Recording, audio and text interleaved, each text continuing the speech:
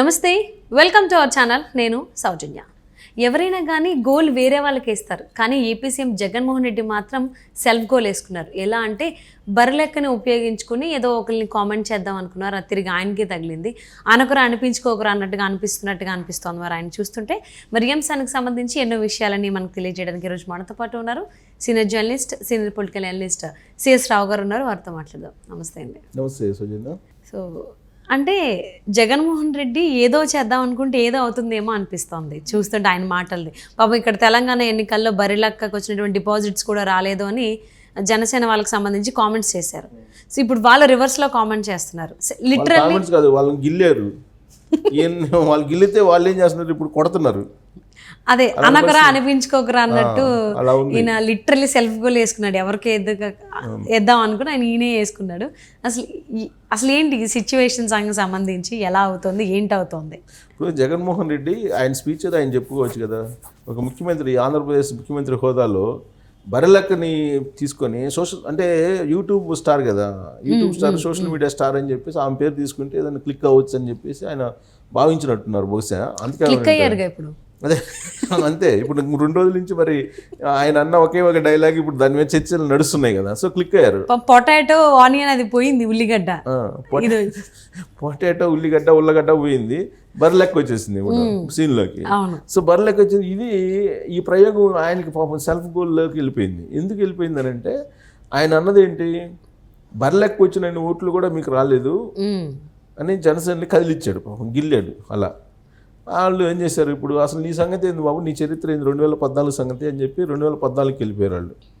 వెళ్ళిపోయి 2014 నువ్వు ఎన్ని చోట్ల పోటీ చేసావో తెలంగాణలో, నువ్వు ఎన్ని చోట్ల డిపాజిట్లు వచ్చినాయి నీ పార్టీకి అని చెప్పి వాళ్ళు సెటిల్ మొదలుపెట్టి, నీకు 59 చోట్ల నీకు డిపాజిట్లు రాలేదు, మేము 8 చోట్ల పోటీ చేసాము, ఒక చోట బాగానే వచ్చింది, కనీసం 7 చోట్ల రాలేదు, అసలు నీకు పోటీ చేయడానికి కూడా ధైర్యం లేదు కదా. 2023 ఎలక్షన్లో, 2019 ఎలక్షన్లో నీకు పోటీ చేయడానికి ధైర్యం లేదు, 2023 ఎలక్షన్లో పోటీ చేయడానికి ధైర్యం లేదు, ఒక క్యాండిడేట్ని కూడా నువ్వు పెట్టలేకపోయావు, మేము కనీసం 8 చోట్ల పెట్టాము, నీ అంత బయస్ను కూడా ఉండడు అని చెప్పి వాళ్ళు అసలు ట్రోల్స్ మామూలుగా లేవు. జనసైనికుల స్టైల్ తెలుసు కదా, జనసైనికుల స్టైల్లో వాళ్ళు ఒక్కొక్క బాణం వేస్తుంటే జగన్మోహన్ రెడ్డి తాడేపల్లి కోట తగులుతున్నాయి. అనవసరంగా అదే చెప్పేది, కదిలిచ్చి కొట్టించుకోవడం అంటే ఇదే, కొట్టించుకోవడం అంటే ఇదే. ఇప్పుడు ఆయన ఏదో ప్రసంగం చేస్తున్నాడు, ముఖ్యమంత్రి హోదాలో హుందాగా ప్రసంగం చేసుకుంటే అయిపోతుంది. అటు జనసేన పార్టీ ఉంది, సరే పవన్ కళ్యాణ్ని ఏదో ఆయన దత్తపుత్రుడని, ప్యాకేజ్ స్టార్ అని, ఇప్పుడు మళ్ళీ మ్యారేజ్ స్టార్ అని చెప్పి ఏదో యాడ్ చేసుకున్నారు. సరే పవన్ కళ్యాణ్ వరకు పరిమితం అయితే బాగానే ఉండేది, బర్రెలెక్కని తీసుకొచ్చి తెలంగాణని కలిపాడు. సో దాంతో మొత్తం బయటకు వచ్చేసింది. గతంలో కూడా ఏం జరిగింది, గతంలో ఆయన మ్యారేజ్ 3 పెళ్ళిళ్ళ గురించి మాట్లాడాడు పవన్ కళ్యాణ్.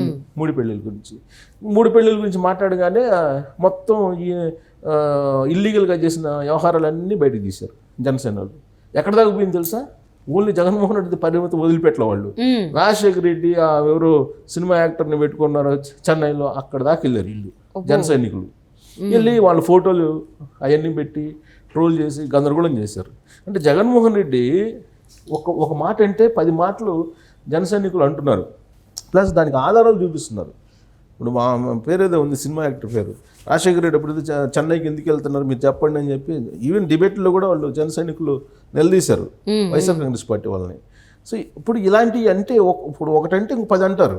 అవును, ఇప్పుడు మనం ఏదైనా అనేప్పుడు గాంధీ మహాత్ముడు అహింస గురించి చెప్తే వింటారు కదా, అలా కాకుండా గాడ్సే వచ్చి అహింస గురించి చెప్తే ఎలా ఉంటుంది, వినరు, నువ్వు పాటించి మాకు చెప్పంటారు అంటారు.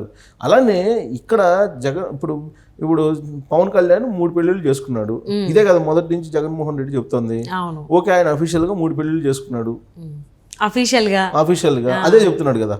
పవన్ కళ్యాణ్ కూడా నా టైం బాగాలేదు, అటు వచ్చింది టైము, ఆ టైం అలా వచ్చింది కాబట్టి నేను చేసుకున్నాను, 3 పెళ్ళిళ్ళు చేసుకోవాలని ఎవరైనా అనుకుంటారు, ఎవరు అనుకోరు, అలా వచ్చింది టైం, అలా వచ్చింది చేసుకున్నా అని చెప్తున్నాడు. సో అయిపోయింది. దానికి ప్రతిగా ఏం చేశారు జనసైనికులు, ఈయన అసలు బెంగళూరు ప్యాలెస్లో ఏం చేశారు, ఎప్పుడు ఏం చేశారు, ఇవన్నీ బయటికి లాగారు. జగన్మోహన్ రెడ్డికి సంబంధించిన మొత్తం చీకటి వ్యవహారాలన్నీ బయటకు తీశారు సోషల్ మీడియాలో. అది ఒక నెల నడిచినాయి ఈ మధ్యకాలంలో. మళ్ళీ ఆ మధ్య ఇందాక చెప్పావు కదా, అదొక కొన్ని రోజులు నడిచింది. ఏంటది, రాజశేఖర రెడ్డి గారు కాదు, రాజశేఖర రెడ్డి కాదు. అది అయిపోయిన తర్వాత ఈ మధ్య కాలంలో ఏదో ట్రోల్ చేశారు కదా ఆయన, అదే ఉల్లిగడ్డ పొటాటో ఒక వారం రోజులు నడిచింది, ఉల్లిగడ్డ పొటాటో. ఇప్పుడు మళ్ళీ బర్రెలెక్కదే నడుస్తుంది.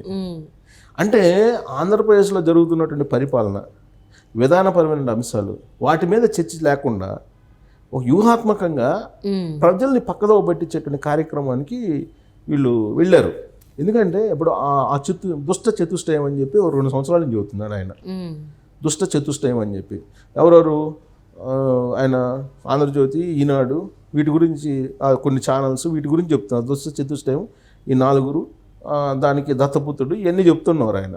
నాకు అసలు మీడియా లేదు, నాకు ప్రజలేను, నాకు ప్రజలు తప్పితే మీడియా లేదు, ఈసారి జరిగే ఎలక్షన్ పేదలకి ధనికులకి మధ్య జరిగే ఎలక్షన్ ఇది చెప్తున్నారు. మీడియా లేదని చెప్పి జగన్మోహన్ రెడ్డి చెప్తున్నాడు. సార్ మీడియా ఎందుకు లేదు జగన్మోహన్ రెడ్డికి? సాక్షి మీడియా ఎవరిది? డైరెక్ట్గా ఆయనదే కదా. రాజశేఖర రెడ్డి బొమ్మ వేసుకున్న రోజు పత్రిక వస్తుంది కదా, ప్లస్ ఎలక్ట్రానిక్ మీడియా ఉంది కదా.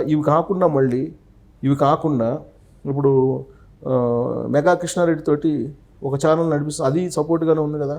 ఇంకోటి ఆయనతో పాటు ఆయనతో పాటు జైలు జీవితం గడిపించిన ఇంకొక ఆయన ఆధీనంలో ఇంకో ఛానల్ ఉంది కదా, అది ఆయనకి సపోర్టే కదా.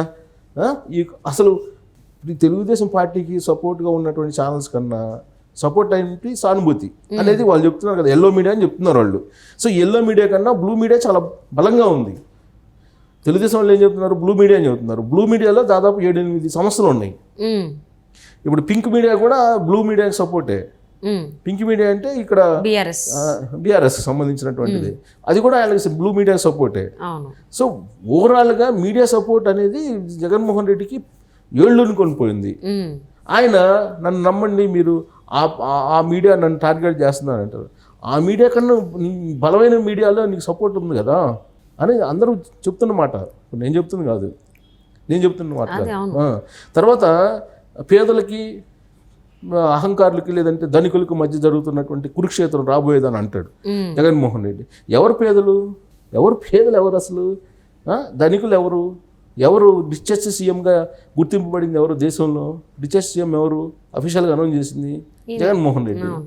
అది మనం చెప్తుంది కాదు, డేటా. రిచెస్ట్ సీఎం కానీ ఆయన వాళ్ళే ప్రకటించారు కదా.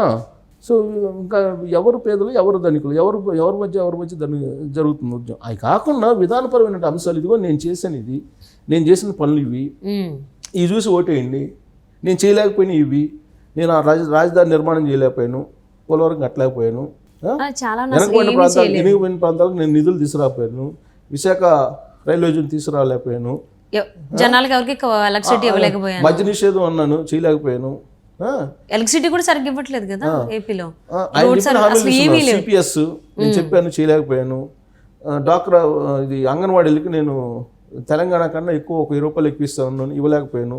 చెప్పు, ఇవ్వలేని నవరత్నాలు ఏమీ ఇవ్వలేదు. ఇచ్చారులే, అసలు ఇవ్వకుండా ఏం లేదు, కానీ కొన్ని ఇచ్చారు. ఎందుకో పెన్షన్స్ ఇవ్వగలిగాను, లేకపోతే నేను చెప్పినట్టు, లేకపోతే అమ్మఒడి ఇవ్వగలిగాను, లేకపోతే ఏదో చెప్పు, ఇచ్చినవి చెప్పు, ఇవ్వలేని చెప్పు. ఇవన్నీ ఎందుకు? అవసరం లేదు కదా. ఇప్పుడు అవన్నీ అంటే ఏమవుతుంది? ఇప్పుడు నవ్వులు పాలు అవుతారు, అంతే కదా. ఇప్పుడు ఏం చేయాలి? బర్రెలెక్క గురించి చెప్పారు ఆయన. బర్రెలెక్క గురించి చెప్పినప్పుడు ఏమైంది? ఇప్పుడు బర్రెలెక్కతో పోల్చావు జనసేన పార్టీని, మరి నీకు అసలు పోటీ చేయడానికి ధైర్యం లేదు కదా తెలంగాణలో. 2023 ఎన్నికలకి అసలు ఈ ఎన్నికలు అసలు లేదు కదా. నువ్వు ఒక క్యాండిడేట్ కూడా పెట్టలేదు కదా. కనీసం 8 మందిని పెట్టి సభలు పెట్టాడు పవన్ కళ్యాణ్. ఇక్కడ సభలు పెట్టాడు కదా, నువ్వు అసలు సభలు పెట్టడానికి ధైర్యం లేదు కదా నీకు. ఇక్కడికి వచ్చి సభలు పెట్టడానికి ధైర్యం లేదు కదా అనేది ఇప్పుడు జన సైనికులు సోషల్ మీడియా వేదిక ఆడుకుంటున్నారు. 2 రోజుల నుంచి, మొన్నటి ఆ బర్రెలెక్క ఇష్యూ వచ్చినప్పటి నుంచి సోషల్ మీడియాలో చూస్తే ఏ విధంగా ఆడుకుంటున్నారో జగన్మోహన్ రెడ్డిని తెలుస్తుంది. ఆయన ఏంటంటే బర్రెలెక్కని తీసుకొని ఏదో జనసేనని లేదా పవన్ కళ్యాణ్ని ఆయనకుండే క్రేజ్ని ఏదో తగ్గించాలనేటువంటి ప్రయత్నం చేస్తున్న క్రమంలో ఆయన వాడినటువంటి పదజాలం ఇప్పుడు బూమరాంగ్ అయింది. సెల్ఫ్ గోల్లో పడ్డారు ఆయన. ఇదంతా వాస్తవమే కదా. 2014లో నువ్వు పోటీ చేస్తే 59 చోట్ల డిపాజిట్లు రాలేదు. ఆ తర్వాత అసలు నువ్వు అడ్రస్ ఎక్కడ కనపడలేదు తెలంగాణలో. పవన్ కళ్యాణ్ కనీసం 8 మందిని పెట్టి పొత్తు పెట్టుకుని బీజేపీ తోటి ఇక్కడ డయాస్ మీద కనిపించారు. డయాస్ మీద కనిపించలేదు కదా. సో కాబట్టి వదిలి రాలేదు. ఇంకోటి చెప్తున్నారు ఈ మధ్య, ఈ పవన్ కళ్యాణ్ చంద్రబాబు నాయుడు ఇద్దరు హైదరాబాద్ నుంచి వస్తారు, వాళ్ళు టూరిస్టులు, మీరు నమ్మొద్దు, నేను స్థానికుడిని అంటున్నారు. ఇప్పుడు ఆయన రాబోయే రోజుల్లో ఓడిపోతే విజయవాడలో ఉంటాను నేనని చెప్పగలరా? 2019 దాకా ఆయన ఎక్కడున్నాడు? 2019 దాకా ప్రతిపక్ష నాయకుడు కదా. ఆయన హైదరాబాద్ లోటస్ పాండ్లో కదా ఉంది, లోటస్ పాండ్లో బెంగళూరు తిరుగుతా రాజకీయాలు చేశాడు. సరే రేపు ఓడిపోతాడు, ఓడిపోయిన తర్వాత విజయవాడలో ఉంటాడని గ్యారెంటీ ఉందా? ఇప్పుడున్న తాడేపల్లి ప్యాలెస్లోనే ఉంటాడు జగన్మోహన్ రెడ్డి అని గ్యారెంటీ ఏమైనా ఇవ్వగలరా ఆ పార్టీ వైపు నుంచి? ఈ క్వశ్చన్ ఆల్రెడీ అడుగుతున్నారు, తెలుగుదేశం అడుగుతుంది, జనసేన అడుగుతుంది. ఇప్పుడు ఒక మాట అనేటప్పుడు ఆలోచించాలి, మళ్ళీ ఏమొస్తుంది మనకి అని. నేను అదే ఇందాక చెప్పా, గాంధీ వచ్చేసి అహింస గురించి చెప్తే వింటారు, గాడ్సే వచ్చి నేను అహింస గురించి మాట్లాడతాను అని అంటే అది కుదరదు కదా. సో ఇప్పుడు అదే జరుగుతుంది, సెల్ఫ్ గోల్ వేసుకుంటున్నాడు, ఆయన సెల్ఫ్ గోల్ వేసుకుంటున్నాడు జగన్మోహన్ రెడ్డి. సో ఇప్పుడు బర్రె లెక్క ప్రస్తావించి మరి ఇప్పుడు స్టార్ట్ అయింది, అది ఎక్కడికి వెళ్తుందో తెలియదు. ఇప్పుడు జన సైనికులు మరి రోజుకి ఒక రకంగా, క్షణానికి ఒక రకంగా పోస్టులు పెడుతున్నారా జగన్మోహన్ రెడ్డి మీద. నువ్వు దమ్ముంటే తెలంగాణలో పోటీ చేయి, రేపు పోనీ అసెంబ్లీలో చేయలేదు, రేపు లోక్సభలో చేయించు నీ పార్టీని అని అడుగుతున్నారు. So AP CM Jaganmohan Reddy ఏదో చేద్దాం అనుకుంటే పాపం అది ఏదేదో అవుతుంది, బూమరాంగ్ అయ్యి. అవును, బర్రెలను ఉపయోగించుకుని ఎవరికో గోల్ వేద్దాం అనుకున్నారు, అది ఈయనకే సెల్ఫ్ గోల్ అయింది. సో ఇది ఎంతవరకు వెళ్తుందో అనేది వేచి చూద్దామండి. Thank you so much for spending your valuable time with CS రావు గారు.